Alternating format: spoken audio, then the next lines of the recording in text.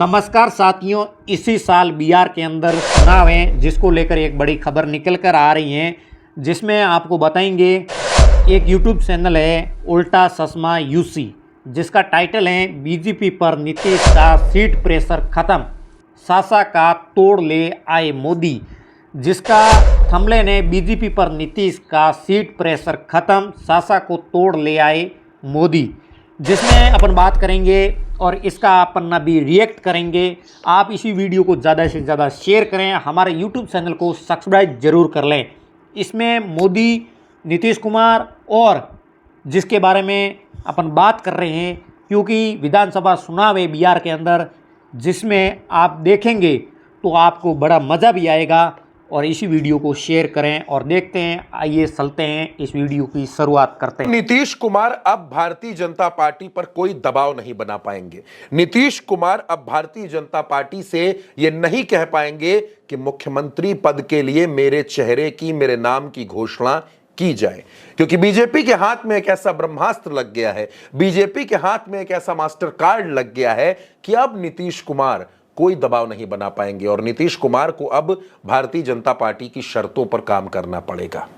अभी तक भारतीय जनता पार्टी नीतीश कुमार के सामने कुछ हिचकोले खा जाती थी, कुछ सहज हो जाती थी, कुछ असमंजस में पड़ जाती थी, लेकिन अब ये सारी स्थितियां खत्म हो चुकी हैं। अब नीतीश कुमार कोई विशेष मांग इस सरकार से नहीं कर सकते। क्यों नहीं कर सकते वो मैं आपको बताऊंगा, लेकिन सबसे पहले दोस्तों, अगर आप उल्टा चश्मा यूसी पर पहली बार आए हैं तो उल्टा चश्मा यूसी को सब्सक्राइब कीजिए, अपना साथ दीजिए, वीडियोस को शेयर कीजिए और हमारा साथ दीजिए। और अब मैं आपको बताता हूं कि नीतीश कुमार दबाव क्यों नहीं बना पाएंगे।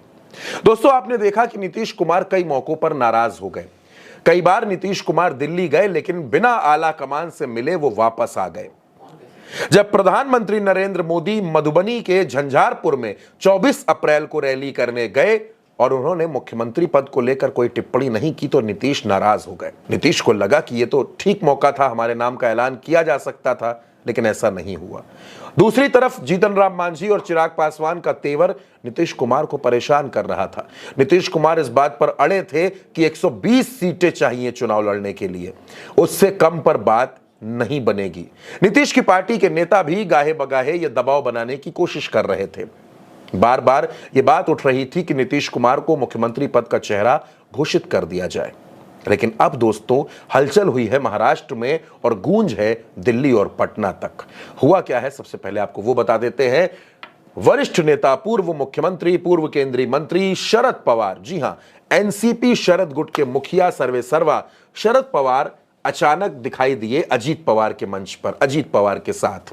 और इससे पहले शरद पवार के कुछ स्टेटमेंट्स सामने आए, जिसमें उन्होंने ये कहा कि उनकी पार्टी का एक बड़ा वर्ग ये चाहता है कि एनसीपी शरद गुट एनसीपी अजीत गुट के साथ आ जाए, दोनों पार्टियां एक हो जाए। इस बयान को लोगों ने अलग अलग चश्मों से देखा, अलग अलग आईनों से देखा, अलग अलग एक्सरे मशीन से देखा गया। लेकिन जब इस बयान के निहितार्थ निकाले गए और उसके बाद जब तक लोग समझ पाते इस बयान को, अजीत पवार और शरद पवार एक मंच पर नजर आए। उस मंच पर देवेंद्र फडणवीस भी थे। आपको याद होगा कुछ वक्त पहले ऐसे ही मंच पर नरेंद्र मोदी और शरद पवार बैठे थे, जब शरद पवार के लिए पानी निकालने का काम नरेंद्र मोदी कर रहे थे। उस तस्वीर ने लोगों का ध्यान अपनी तरफ खूब खींचा। लोगों के मन में यह सवाल उठा कि आखिर यह क्या चल रहा है। और अब इस बात की चर्चा है कि शरद पवार अजीत पवार के साथ अगर आते हैं तो उनके जो 8 सांसद लोकसभा में हैं शरद पवार के, वो नरेंद्र मोदी के साथ खड़े हो जाएंगे।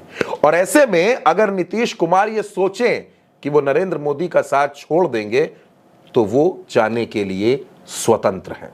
आज की तारीख में नरेंद्र मोदी के पास एनडीए को अगर आप देखेंगे तो 293 सांसद हैं, और अगर आप नीतीश कुमार के सांसदों को इससे अलग कर दीजिए तो भी एनडीए 281 पर है, और उसमें अब आप शरद पवार के 8 सांसद जोड़ दीजिए तो यह आंकड़ा 289 पहुंच जाता है। यानी प्रचंड बहुमत से, जो केंद्र की सरकार का प्रचंड बहुमत है, उससे 17 सीटें ज्यादा। और यह बात भी बिल्कुल स्पष्ट है कि नीतीश कुमार इतनी जल्दी भाजपा का साथ नहीं छोड़ेंगे, क्योंकि उनको भी अपनी सियासत की चिंता हो रही है।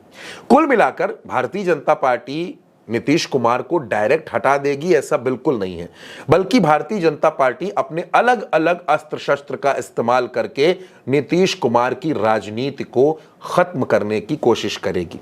जैसे चिराग पासवान, जैसे जीतन राम मांझी, जैसे उपेंद्र कुशवाहा, इन तमाम नेताओं का इस्तेमाल किया जाएगा। अब भारतीय जनता पार्टी को यह बात पता है कि अगर शरद पवार उसके साथ आ जाते हैं तो नीतीश कुमार जो प्रेशर बनाने की कोशिश करते हैं वो प्रेशर नहीं बना पाएंगे। दूसरी बात, शरद पवार अगर एनडीए के साथ आते हैं तो चंद्रबाबू नायडू दबाव नहीं बना पाएंगे, क्योंकि चंद्रबाबू नायडू के राजनीतिक गुरु शरद पवार हैं और शरद पवार को महाराष्ट्र की राजनीति का चाणक्य कहा जाता है। और शरद गुट का इधर आना महाराष्ट्र में महाराष्ट्र की सरकार को भी मजबूत करेगा। और दूसरी तरफ अगर एकनाथ शिंदे जरूरत से ज्यादा दबाव बनाने की कोशिश करते हैं तो उस दबाव से भी बीजेपी को मुक्ति मिल जाएगी। यानी एक शरद पवार को लाने से भारतीय जनता पार्टी 3 नेताओं को स्थिर कर सकती है, एकनाथ शिंदे को, चंद्रबाबू नायडू को, नीतीश कुमार को, और सबसे ज्यादा नीतीश कुमार को, क्योंकि नीतीश कुमार ही वो हैं जो सीटों को लेकर दबाव बनाएंगे, मुख्यमंत्री की कुर्सी को लेकर दबाव बनाएंगे, अलग अलग मुद्दों पर सियासत करने की कोशिश करेंगे।